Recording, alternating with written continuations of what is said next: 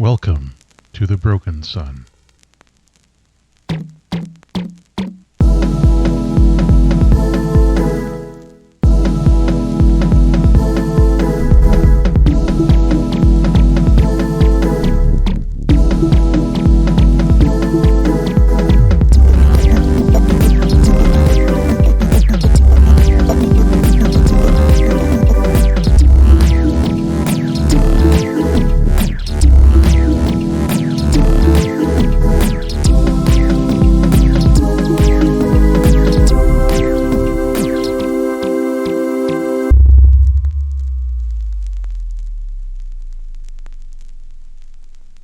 Welcome back, everyone, to Specters of a Broken Sun. I'm Arp, your guide here on the podcast, and my pronouns are here, they. And today I am just joined by one other person, so say hello, Keekers. Hello, Keekers. I know. As soon as you said it, I'm like, oh no, I have to do it. Oh dear. I'm Keekers, also known as Be a Space Cat. My pronouns are she, her, and I have enough weird quirks for 3 additional people, so we're good. It's a good thing you are playing at least 2 additional people on this podcast. Yeah. So before we begin, I want to acknowledge that this podcast is produced on the unceded territory of the Katzie, Kwikwetlem, Stalo, Kwantlen, Stz'uminus, and Musqueam people in the treaty land of the Tsawwassen First Nation. You can, of course, continue to support Indigenous land protectors by visiting unistoten.camp and following the hashtag Settler Saturday on Twitter. So today we are doing a one-on-one session with CD to see what CD has been up to and to follow up on some plot threads that CD has been working their way through. Mm-hmm. So we're going to start off in the downtime from your previous mission, which means what has CD been up to in terms of downtime actions? We can pick 2 of these. Ooh, let's see. Well, I think they do have 4 Stras, so it might be good if they tried to indulge vice. Okay. But that is scary. Well, it is always a risk that you could take in indulging your vice, but might be worth doing. Yes. Are other friends around that they could have help from, or that doesn't really happen? It depends where you are. Yeah. I mean, I know you're with Harros. Yeah, does that count? I mean, Harros is a contact, basically. You might be in touch with Sarah still. I assume you're still in touch with Sarah. Oh, I would hope so, but it's very dangerous. Mm-hmm. Well, so, I mean, Terry's there, but Terry doesn't really count in that way. No. It depends where CD is holed up. Is CD sticking with Terry, or is CD hiding somewhere else? I think CD is nearby, but the thing is, like, CD... I imagine that CD is very close to Terry because Terry still has the life support. Right. And I feel like they're not going to be able to find another place with life support very easily for Harros. Yeah. I mean, Harros she's not really hooked up to any machines anymore beyond some basic monitoring things, but she does still have a flesh and blood body and lungs, so she requires air, and life support throughout the station has been getting shut down more and more over the past few weeks.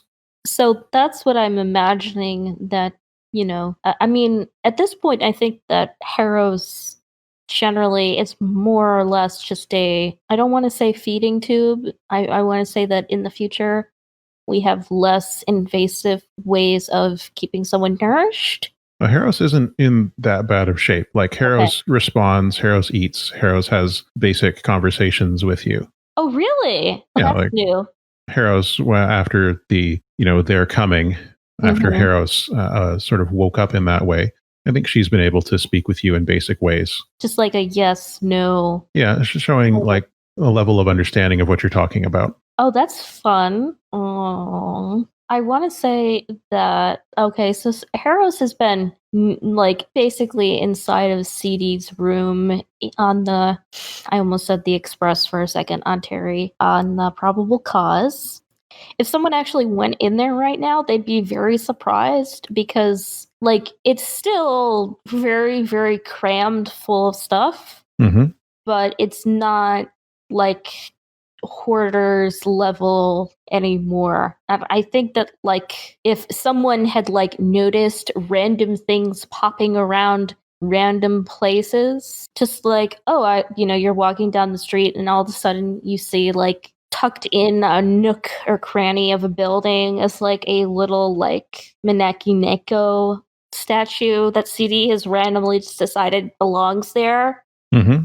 So I want to say that is now CD's downtime, that CD has been attaching things to buildings as their random downtime action. Okay.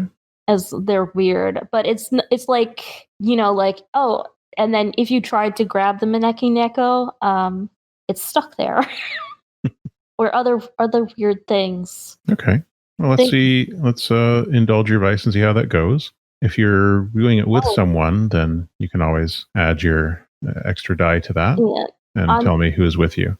I want to say it was just CD, and I got a 1. Okay. So, hey, I mean, you're in a stressful situation, so it makes sense in a way that you wouldn't be clearing a whole lot of stress when you're out in hiding, as it were, scurrying about doing this task.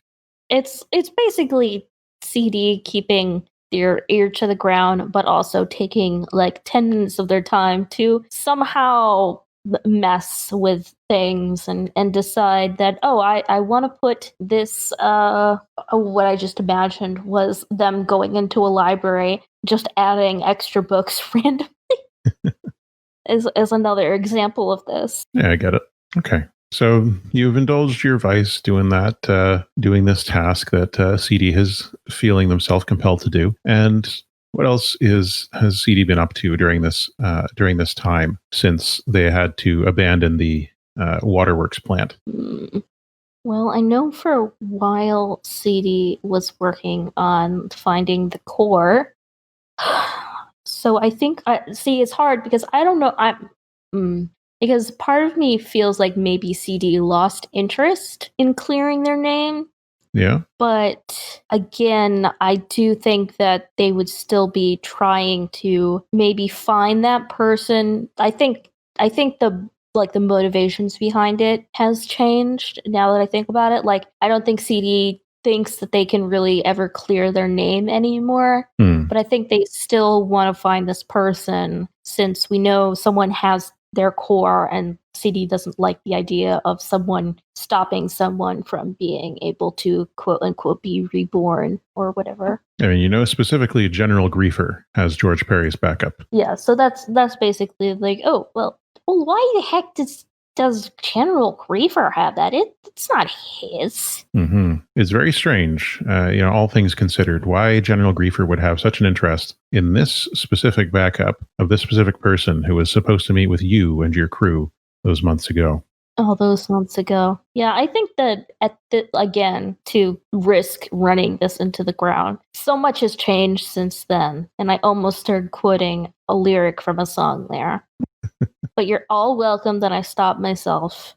So let's see. In terms of downtime actions, there are, a number of things that you can do. There's always acquire assets, craft. You know what? I think they're going to train their insight. Okay, that's something you can do. How is CD doing that? Oh, CD is such like this character that I just think what, and then like the first thing that comes into my head is generally what CD would do. And the first thing that came into my head in this instance was CD starts training themselves by looking at all these magic eyes. You know those? Yeah, the magic eye pictures. Because I was thinking, CD would probably want to bring up their study or something or doctor. I don't know. But then what popped in my head was, study, magic eye. Okay, so add a tick to your insight track there. So you said you wanted to... Does that work if you're a robot? I wonder. Maybe it does. Maybe they have a different type of magic eye thing specifically designed for robotic eyes. Yeah. Or maybe it's a sim thing. Although getting sim access these days is very difficult due to the ongoing, what's the word I'm looking for? Unrest. There are ongoing protests. There's fighting in the streets going on between resistance forces, the Surface Liberation Front, and the military. A three-way battle that is going on throughout the various sectors of the sun. You've been seeing probably on social media a lot of the hashtags that have been popping up more recently. I think we I don't discussed know them a if- little bit in the channel. I don't know if CD actually ever has used or uses. No, they probably used it when they were alive, but I don't think CD uses social media. You can probably at least find it on the news as well. Okay, yeah. Like these, it would be mentioning how there's new trends on social media and so on.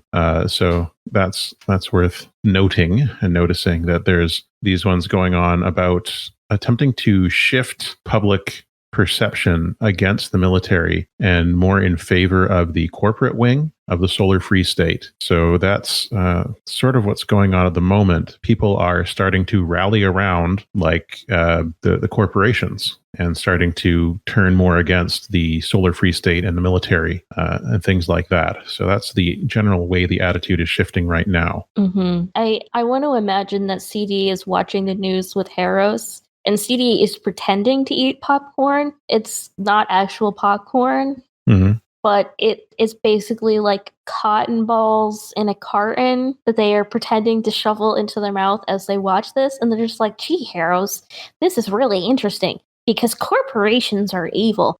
But so is the government military here on the sun.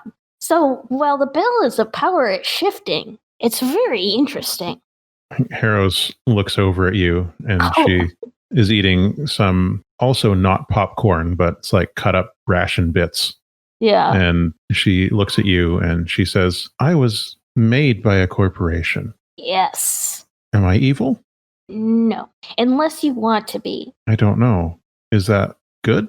That is the opposite of good. Okay. I don't want that then. Oh, you're a sweetheart. She eats some more of the food that she's eating and looks back at the screen. Says, funds, not guns. That's what they say.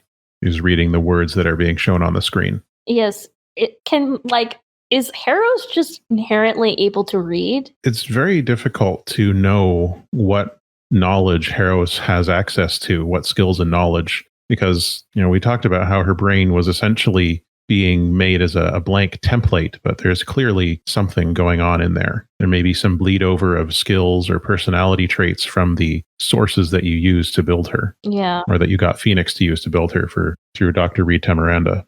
I was imagining, actually, I was thinking about this the other day. I was like, I kind of imagined Harrows being a bit like Grunt from Mass Effect at this point. Kind of like you have this information in your head, but what you are is still up for you to decide. Yeah, like she's clearly not you, and she's clearly not Hector. Yeah. And she's clearly not any specific individual, but there are moments and flashes where you can see all of those influences in her, as well as the other things that make up her personality. Mm-hmm. Has she been afraid of fire if CD has shown her fire? She, like, real fire? I think CD started out with, like, a picture of a fire on a tablet, like one of those fireplaces. I think she would say something like, I don't like that.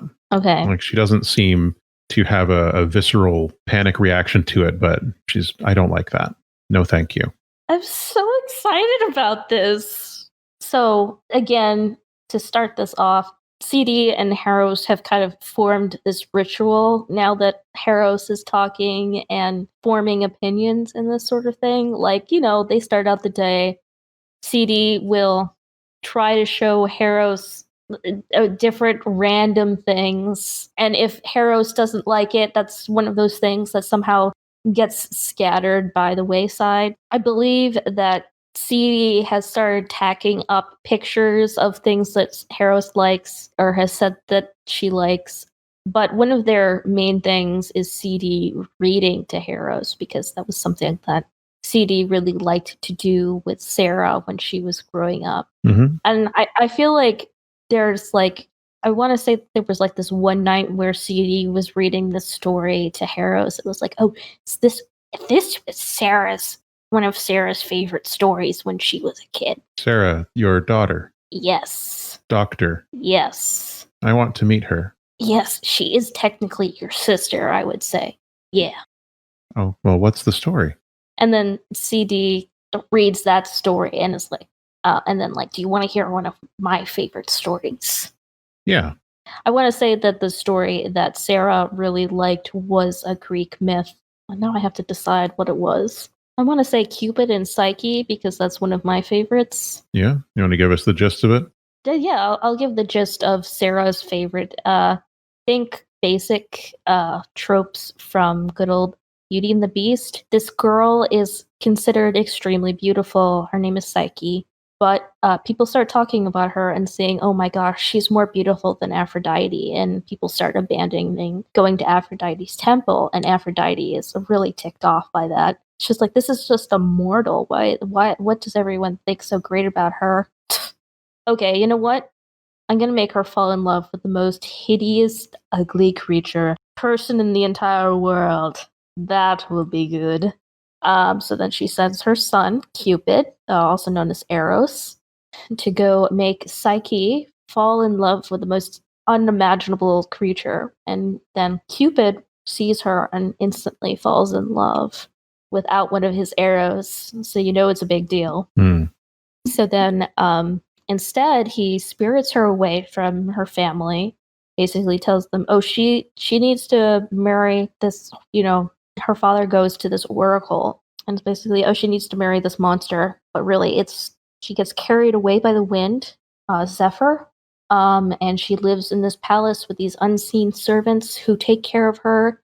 And then at night, unseen suitor is with her. But, it's very lonely being alone when only you have company at night.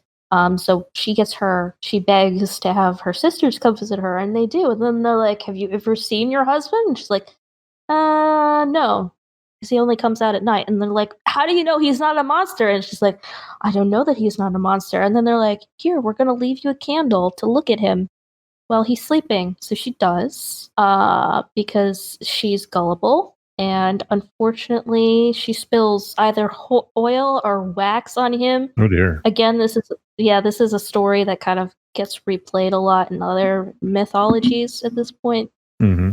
Like East of the Sun, West of the Moon. And he wakes up and he's burned and he's like, I told you, why would you break my trust to not look at me, Now you're going to be left alone. And she instantly regrets it for not trusting him. And she can't find Cupid, so she goes to one of Aphrodite's temples and asks for forgiveness. And Aphrodite's like, yeah, okay, I know you jerk. You messed, you took away all my offerings. You made my son fall in love with you, and then you broke his heart. So you're going to have to go do all these tasks for me, just continuously. And then Psyche is like, yes, I will keep on doing these because I want to see him again because I love him. So she keeps on doing it and doing it. But one of the tasks she's given is to go down to the underworld and get a box from Persephone, one of my other favorite Greek mythology people. And she does, but it's a box of some of Persephone's beauty. And she's like, oh, well, if this is the last task, I want to look really beautiful for Cupid. She takes a peek, but it's this sleep. And then she falls asleep, and then she's stuck asleep for a long time. And then Cupid finds out, and he's like, oh, okay, I forgive her. Then he wakes her up, and all is forgiven. And then she's allowed to become an immortal and marry Cupid, aka Eros. Messing up my words here. And they live happily ever after. And Psyche means soul. So it's like love and soul work together for all time. Hero says, these gods don't sound very nice. No, a lot of the Greek gods and goddesses are really jerks. Actually, my name is named after one of the people who is completely neutral. What does neutral mean? Neither good nor bad. How can that be? They do things that could be both good and bad at the same time. Like it hurts one person but helps another. Or there's nothing that they do that has any good or bad. Like, I don't know exactly how to describe it. Can bad things be good sometimes? Yes. I see. She thinks about that one for a long time. Mm-hmm. So CD decides, well, I'm going to read you one of my favorite stories. Okay. A long time ago, back on Earth, there was a land called Egypt. It was a land covered in sand most of the time, but there was a life-giving river in the middle. When it would flood, it would leave behind nutrients so everyone could grow good crops. The leaders of the people of this land were called pharaohs, who were supposed to be children of the gods. I see. When people died in this land, their spirit would go down to the underworld. There, their heart, which was their spirit, would be weighed. If it was lighter than the feather of truth, they would be allowed to pass on to eternal joy and a good afterlife. But if it was heavier, then they would face eternal, torment. But these scales were run by one person, and his name was Anubis, and he was the judge. He would make sure that the scales were equally balanced to make sure that there weren't any ways anyone could to escape the judgment that death finally brought on everyone. Because heroes, no matter what, at the end of the day, no matter how you live, how you're born, how things go, when you die, you're gone. And everyone is equal in that. This sounds very strange. Mm. A human heart weighs about 300 grams, and a feather is less than 1% of that. Does everyone get tormented? No, it's a metaphysical thing. It's not the actual heart. It's the spirit of the heart. People used to think the soul was in the heart, so it was more like how much your soul weighed. Oh, how does a soul weigh? Well, a soul is supposed to be the thing that inhabits your body that makes you alive. A long time ago, a doctor tried to figure out how much it weighed by weighing someone who was alive and then weighing them immediately after. That makes sense. They had died. Yes, it did make sense. But the thing was, a lot of people argued whether souls exist or not. He estimated that a soul weighed about 21 grams. I see. It wasn't a very good study, though. No one really... The thing is, we don't know if souls exist.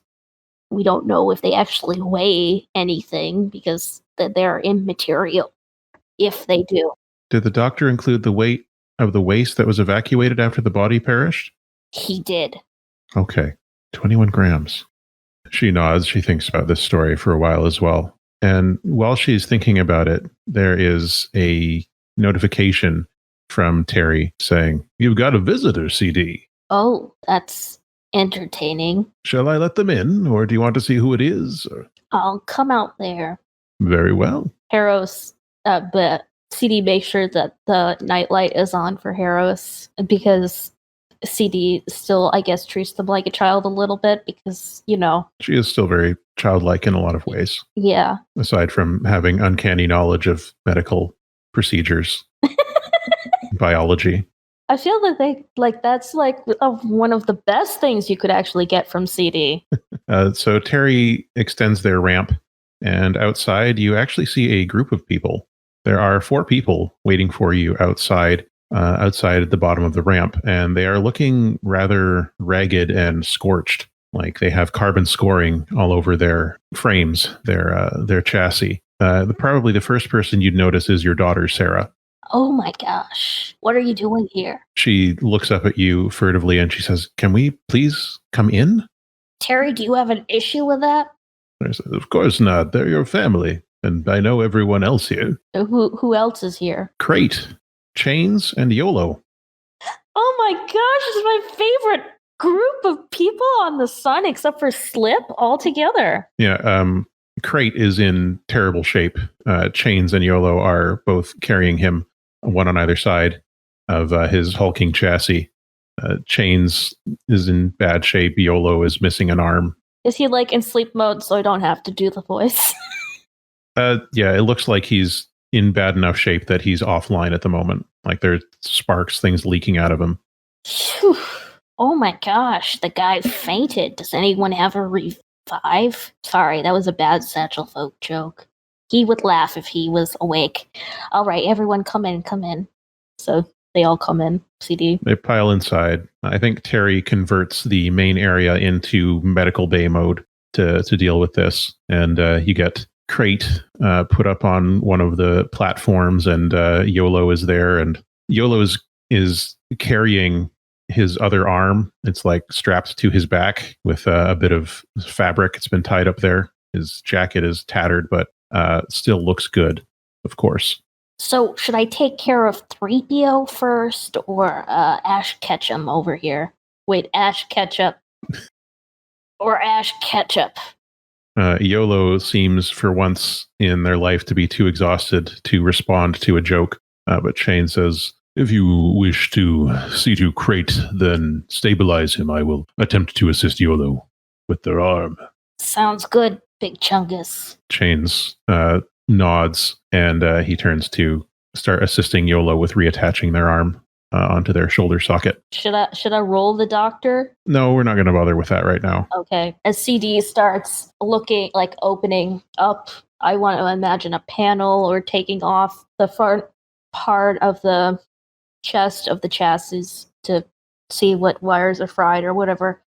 CD kind of like looks at Sarah as like, so how did you get messed up with all of these people? I hired them. What? She reaches into a bag that she's carrying. It's like a large bag, not leather, obviously, a large fabric bag, canvas of some sort. And she pulls out a glowing blue cube and she places it on a table and says, "George Perry." Oh, wow. I was afraid of you. I thought for a second you had the Allspark there or one of those. No, just one, Mom. Okay, sorry. I'm in joke mode.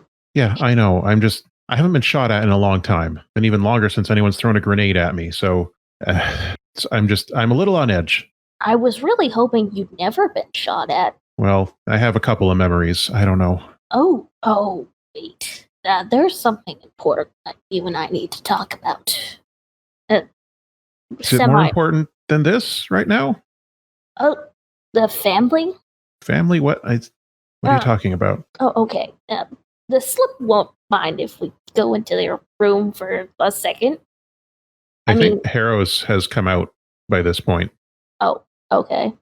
So she is standing in the doorway looking at all of this action, and her eyes look over and she sees Sarah, and she's like, "Oh, this is Sarah, the doctor. That's your daughter." Yes. And Sarah is staring. Everybody is turning and just staring.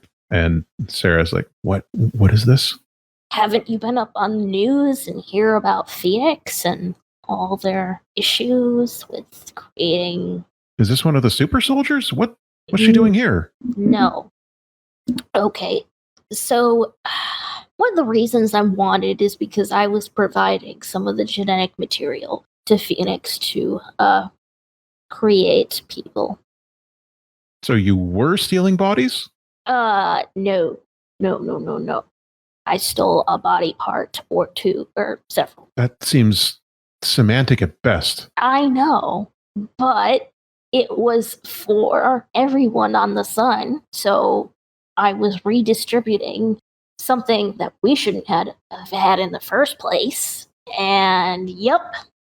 Anyway, one of the things for getting that for them was that I got my own clone, but she's not a clone. She's her own being. And Sarah takes a closer look and walks over to Harrows, and she's looking her up and down. What's Sarah's chassis look like? Ooh. Like if she had one that she wore on a more active day, like say infiltrating a government facility. So remember how CD originally looked a bit like Wally? Yeah. Sarah looks like Eva. Okay. So much more advanced, more along the lines of an MKV style chassis. Yeah. Now remember, she had dealings in the Corps as a doctor, so definitely nicer. Okay. So she's got an upscale one. I mean, aside from all the carbon scoring and stuff. Yeah. So she's floating around Harrows, and Harrows is just smiling at her and reaches out as if to touch her, but Sarah scoots back and is like, "Whoa, hey." And Harrows pulls her hand back. "I'm sorry, is that not okay?" Sarah says, "You do look a lot like Mom." Technically, she is your biological half-sister. Did you kill George Perry? No, he was dead when I found him. I did try to revive him, though. Okay, so yes to body part trafficking, no to murdering this guy. Exactly. No, honey, we don't have a right to those body parts. I mean, that's neither here nor there. It's the accusation, the law that you broke. No, that's extremely important. A lot of those body parts that were taken were actually taken so they could be given a proper burial. This is okay. This is your thing. Yeah. All right. Look, we went in. We got a tip off from Terry that you had located the core, and we need more information than that. And fortunately, I was able to get in touch with a PI. You know Chet Winters? Does CD know Chet Winters? I don't think you do because you never really looked into this, but Chet Winters knows you. He's the one who was following you that day you went on your solo mission. Oh, okay. Anyway, so Chet's been keeping an eye on you because he was hired to, but looks like he went a little bit rogue. Anyway, I've heard a lot about what you've been up to. I don't approve of it all of it, but obviously I'm worried enough about you that I wanted to find some way to help. This is what we got. Think if we can, I don't know, re-download this one or unlock the memories in it, maybe we can clear your name. That would be nice, but that's not the most important thing at this point. It's a start. It's important to me. That is very important. Okay. Well, I do have my old body kicking around. We could put him in that. Well, then you get that ready. I'm going to talk to this clone, and we'll... half-sister. The clone. I'm going to talk to the clone. Get your old body ready for George Perry's backup, please. Okay, but she's not technically a clone, because she has someone else's genetic material in there. We can deal with this later. I need to speak to this person. Okay, person or genetic construct. That would be it. That would be a good one. Okay, fine. And I think Harros and Sarah are speaking to each other. They go into the room. Chains has managed to get Yolo's arm back on with some help from Terry's proxies. They're just soldering it back into place. It's not perfect, but it's not off anymore. And Yolo's looking up like, I never expected the job to get quite this dicey, but I guess that's on me. It was government installation after all. But is Slip here? Is Slip here? I don't think so. Not right now. No, not right now. Wait, didn't we say that Crate and, was it Yolo, had dated at one point, but then decided to not date anymore because it was mixing too much with work and romance? Probably. I mean, it sounds like something you might add into these characters. Yes, me. Yes, once Yolo's arm is back on, they are pulling up panels and stuff to scan around the outside and be like, Terry, if you could maybe find a way to move us. Terry's like, oh, you got it. So Terry begins to move to a different meeting point. I just want to say that in the Harros's NCD's room, I imagine that there's like now a shelf that has like these framed pictures, and one says Sarah. It's like labeled with like a stick, like a post-it note, and it's a picture of Sarah when she was, younger and alive. Then there's like Emran, and it's like this random like screen like shot from when he was on the ship that, on the... It's Emran working on fixing the probable cause. Yeah. When he was doing that. Yeah, Keva, I don't know what the heck she was doing at that point. Maybe also working on the probable cause, or maybe working on the Express, and then Maeve, the picture was taken because Maeve was hanging out with CD a lot. Mm-hmm. But, Maeve looks very spooky, and I don't want to speak for Velvet here, but I want to imagine that maybe, and Velvet will have to say yes or no, if Maeve was smiling with big predator teeth or whatever or not in this picture. Maybe that's so, yeah. Yeah. And then there's like one it's like a mirror and it just says you. So, and then there's like a drawing that said Hector, that was like CD's like trying their, I think it was like a decent sketch of their memory of Hector, but then again, it wasn't. It was from Hector's like memory, so I don't know. Wait. Right. Would well, no. CD saw his face. There we go, because she saw the Yeah, body. you'd probably be able to. Trying to think if there was anyone else in these pictures. Slip, Augustus, probably. Yeah, I assume you would want those as well. Yeah. So it's just basically. Yeah. We got the picture. You're getting your old body ready to receive a different core. And I think as you are hooking George Perry up into your old busted CD body, which I assume you've done some repairs on, so it's at least functional. Yeah. No, it wasn't completely broken. It was just that was the CD body that had all the heat on it. Right. So that is, you can see there's the, now loading screen going on. So it's loading something into that body through the core that you've plugged in. Mm-hmm. And I don't want to do a whole scene where I'm role playing with myself. So Haros and Sarah come back out of the room, and they're floating next to each other and speaking. They seem fairly at ease with each other at this point. So whatever they were talking about in there seems to have at least set Sarah's mind somewhat at ease.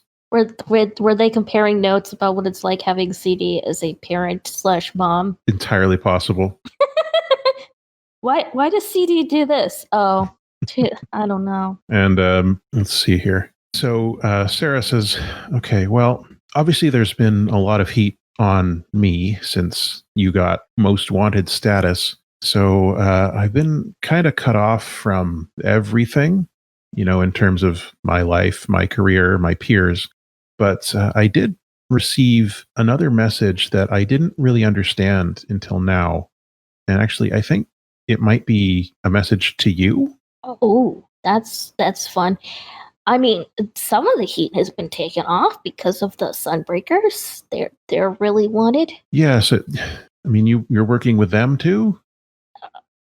Yes, but I have to say that recent video thing completely made up.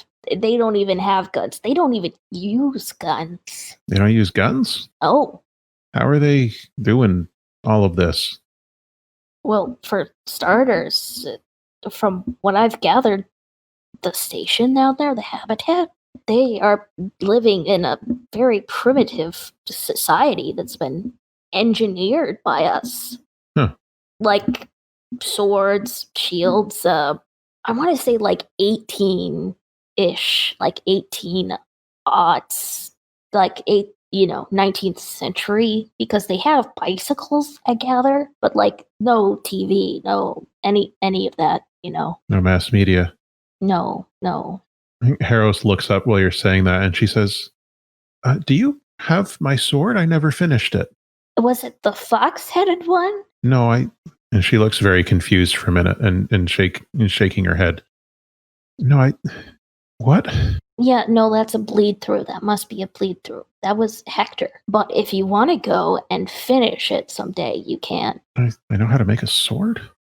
Turns around and picks up a piece of paper and she says, I know how to make a sword. And she starts sketching something out. And Sarah turns back to you and is like, you did not think this through, did you? Which thing? She just gestures over at Haros. Okay, no, I did think, but then everything changed. Okay, well, originally it was, when they say, oh, you're going to make a human body that you can inhabit, the idea was that I was going to go down on the station, maybe help set up a farm, build a mausoleum, and then finally completely die.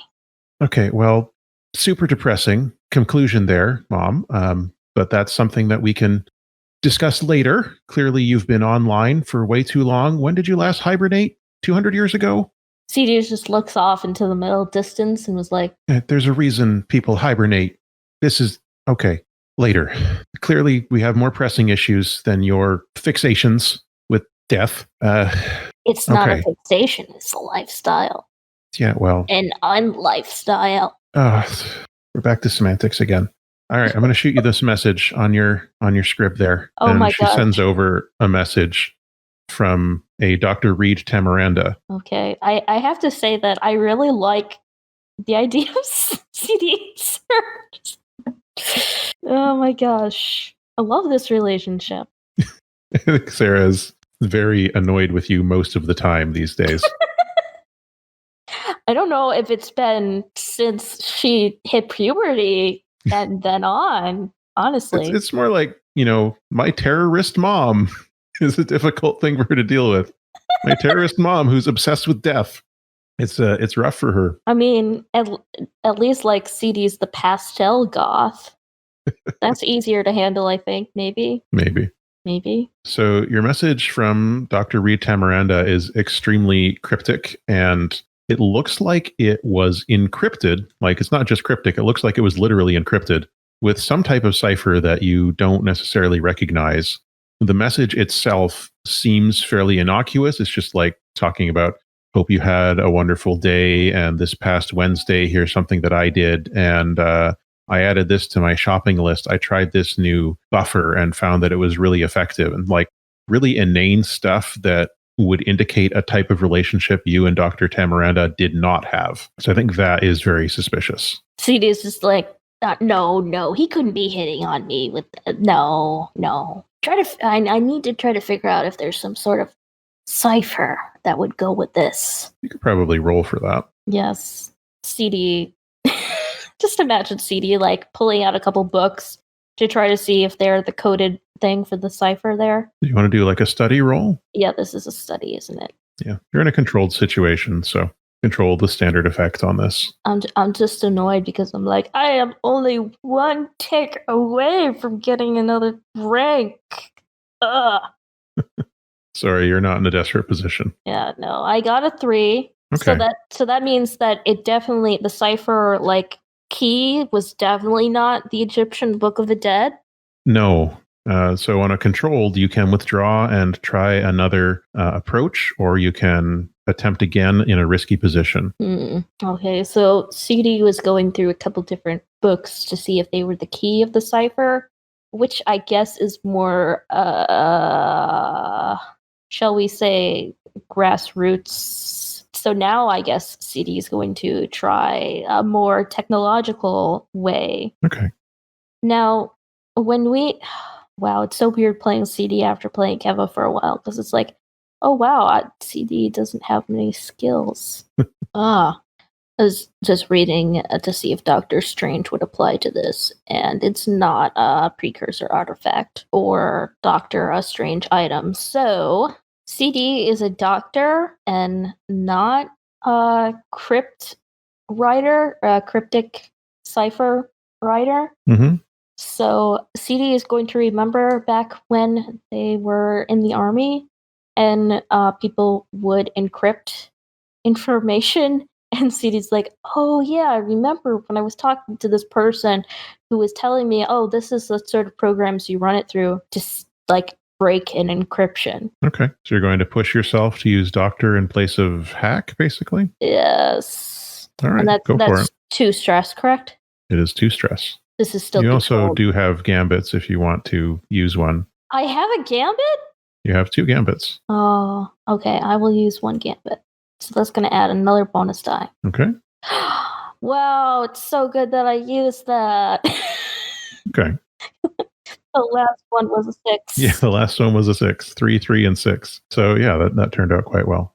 So as you are reading through this, trying to find the way to unlock this cipher, I think it's actually Haros comes over and is looking over your shoulder. And she's come over because she wants to show you the drawing she's made. And as you are looking at the drawing she's made, because I assume, like any parent, that is your priority over whatever you're doing at the moment. Yes, how does this sword look? It looks extremely cool. It looks way too big for her, but it is a very cool looking sword. It looks more like the kind of sword you'd see Zora carrying around. But it is a... Oh, wait, no, there's also Zora's picture. Crap, I forgot for a second. Yeah, I mean, we can assume that is there. So yeah, you're looking at that, and it is a very realistic rendering, and it's like a detailed breakdown of what each part would look like. You know, the blade, the tang, the hilt, all that stuff. I'm going to look at some good old, big old Final Fantasy video game swords now.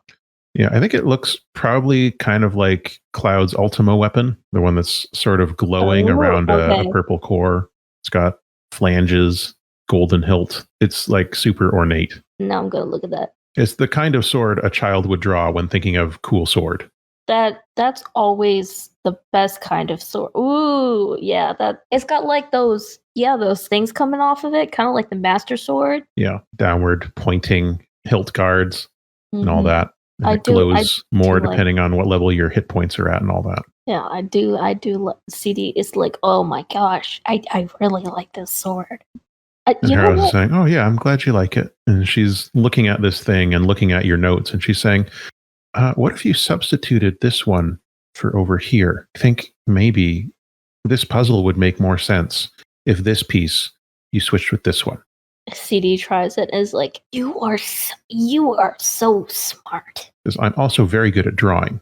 She takes her drawing back and goes over to show it to Yolo instead, who is baffled by all of this, but they are, of course, as you would imagine, Yolo would be a very cool uncle. So they're immediately like, Mhm. "Oh, yeah, wow. Show me how this part works," and all that. And yeah, Harris is with the complete lack of guile walking Yolo through how the sword works. Mhm. Chains is hanging back, but you can see he's got a bit of a smile at the corner of his mouth, because even though Harris doesn't look like a child, she is in many ways still a child, and Yeah. he loves kids. That was his whole raison d'être back in the day. Oh gosh. Oh, sorry. I was just thinking somewhere at the bottom of one of CD's piles, there's got to be a sword somewhere. Yeah, so you've got with that suggestion, that sort of helps everything fall into place. And you are able to decipher this, and it is actually a very detailed medical write-up of the creation of Heros. And like, you've done medical scans and stuff on Heros, but this is the type of information that with your tools you would never have been able to spot. And the interesting thing here is that Dr. Tamaranda appears to have encoded something into Harris's DNA. There is a sequence or a series of sequences in there that don't belong. Like, a lot of DNA is just blank spaces in a lot of ways. So Dr. Tamaranda has written files and information into this in Harris's genetic code. So there are instructions on how to access it, and what's the word I'm looking for? An index. Ooh. So CD basically is like,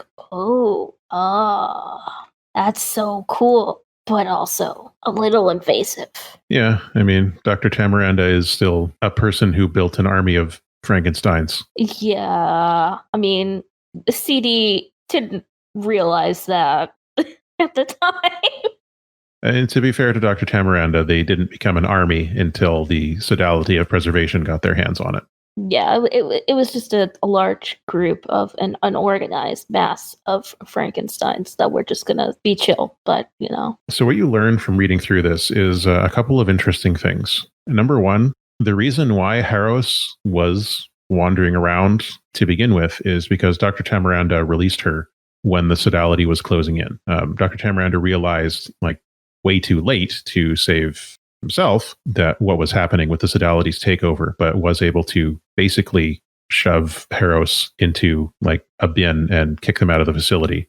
So that's how Harros ended up wandering around in a hospital robe barefoot in the middle of the core there when you ran into her. And ruining the simulation too. Yeah, there's something about that as well. So that's the first thing you learn here. What Harros has encoded into her DNA is information on how to make a human body, immune to interference from foreign nanites.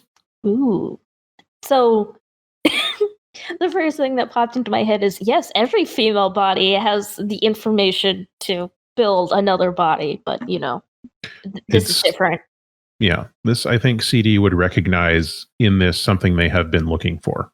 As something that will treat. I want to imagine it as like a vaccine for foreign nanites in a sense. Like you could see it that way, yeah. Yeah, there are some vaccines that will have information in them that allow the body to create its own immunodefense against these blueprints that allow it to create its own defense towards foreign body virus or such. So I imagine that it's sort of like that. It's basically like, oh, this is what you need to create this vaccine, if you will, that will allow the body to reject these is what I'm getting here.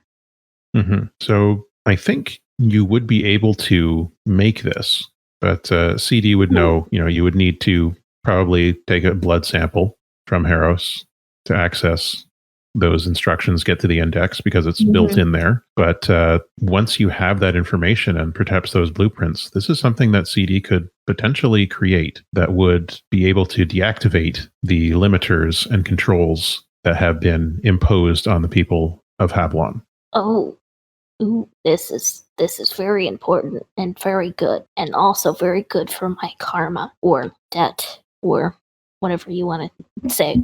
Insert religion term here.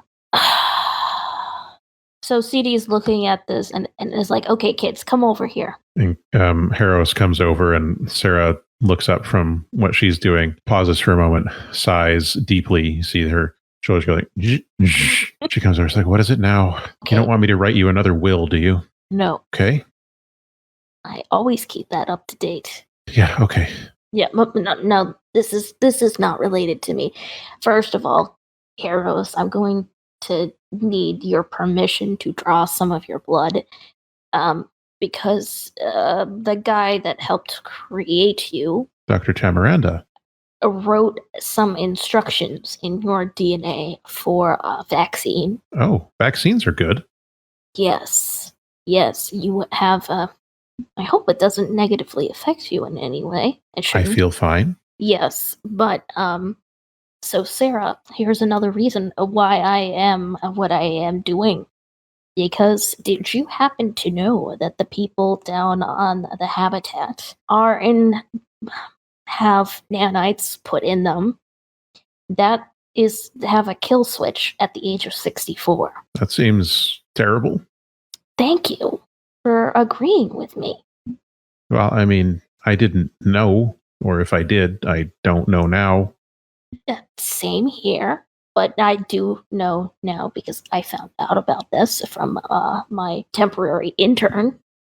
But anyway, so that's another thing that I was weighing on me, and so the good doctor wrote I guess the best word for it is a vaccine for these nanites into Harros's DNA.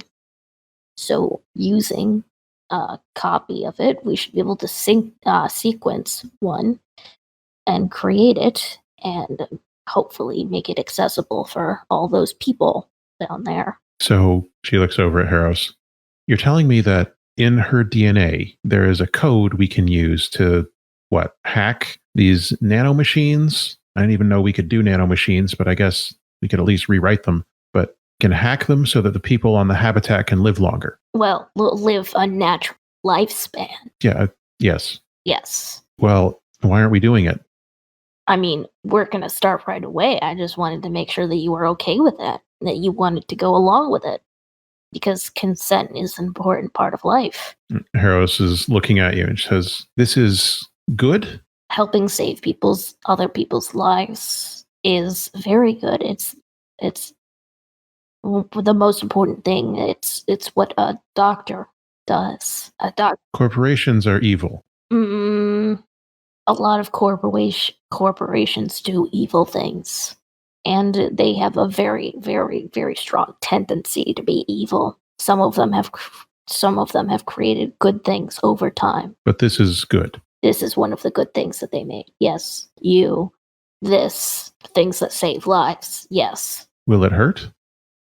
It shouldn't much at all. It should be a little bit of pain and then it's over with. Temporary. I don't like pain, but I want to be good. Well, let me tell you, no one likes pain. Well, almost no one. You see Chains in the background. He has his finger up. He's about to correct you on that point. I get it, Solomon. She's a child.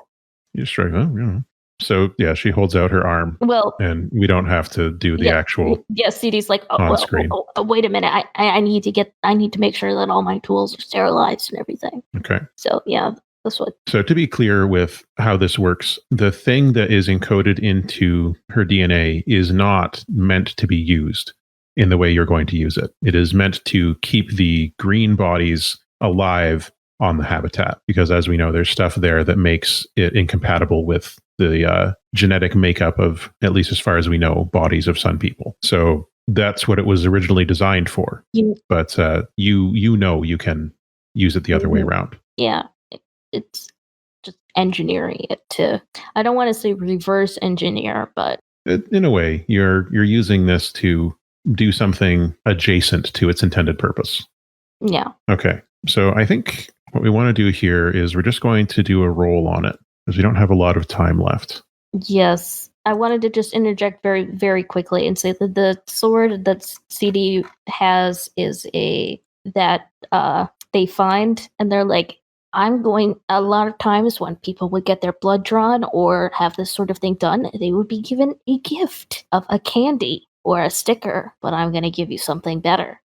And CD finds the Kapesh. I'm probably butchering it, but it's an Egyptian sickle sword.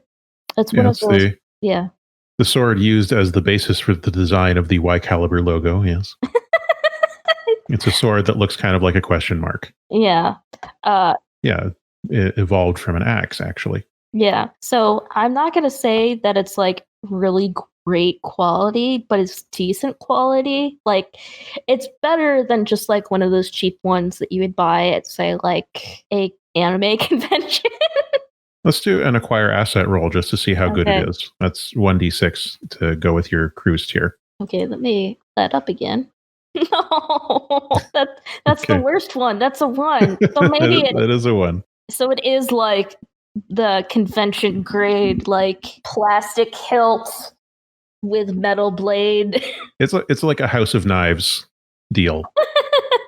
I think maybe when CD got it, they were under the impression that it was better quality than it is.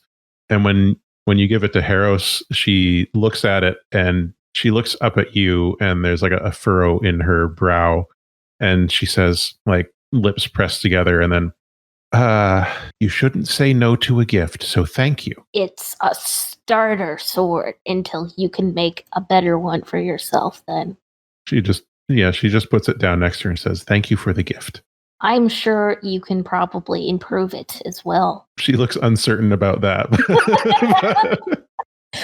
CD doesn't know. CD just thinks like, oh, if she sharpens it and gets a better hilt for it, it's going to be great. But yeah, CD doesn't know, but Haros definitely seems to have an intuitive grasp of just how bargain basement this sword is at tier 0.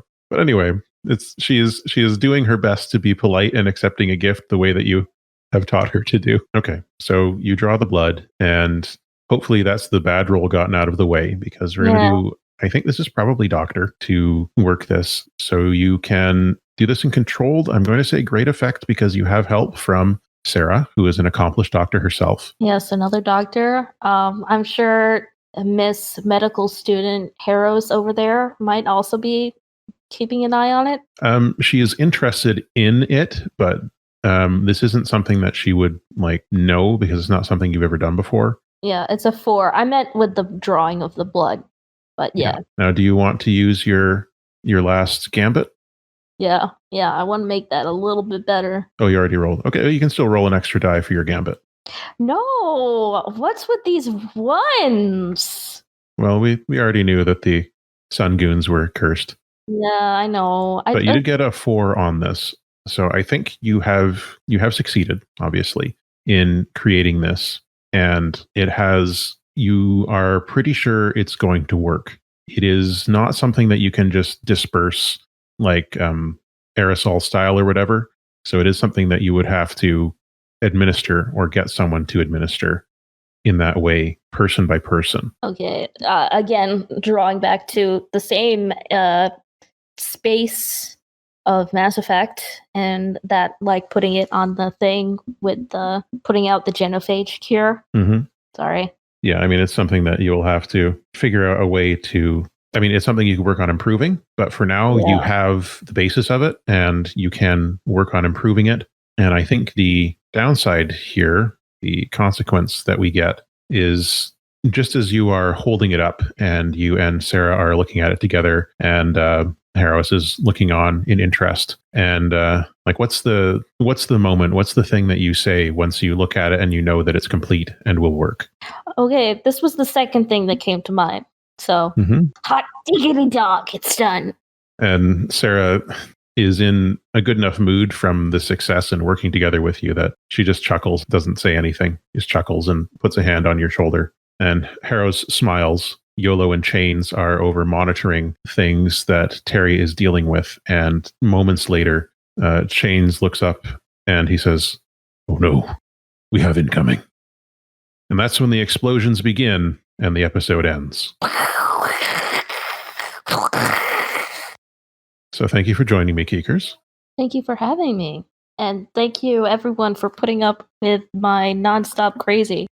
It's always enjoyable. I have been ARP. My pronouns are here, they. You can find me on Twitter at YCaliber, follow the show at Broken Sun RPG. And of course, we encourage you to visit our website at brokensunrpg.com. And today I was joined by Keekers. Hello, yes, I am Keekers, also named to be a Space Cat. My pronouns are she/her, and I played CD, and only CD today. And when we return, we will probably be doing our last mission with our Sun Goon characters. Oh boy. Oh, it's going to be so much fun. Right. So until then, all the best. All the best, everyone. See you later. See you later. And Space Squid. One. Space Squid. Just one Space Squid today. A singular space squid.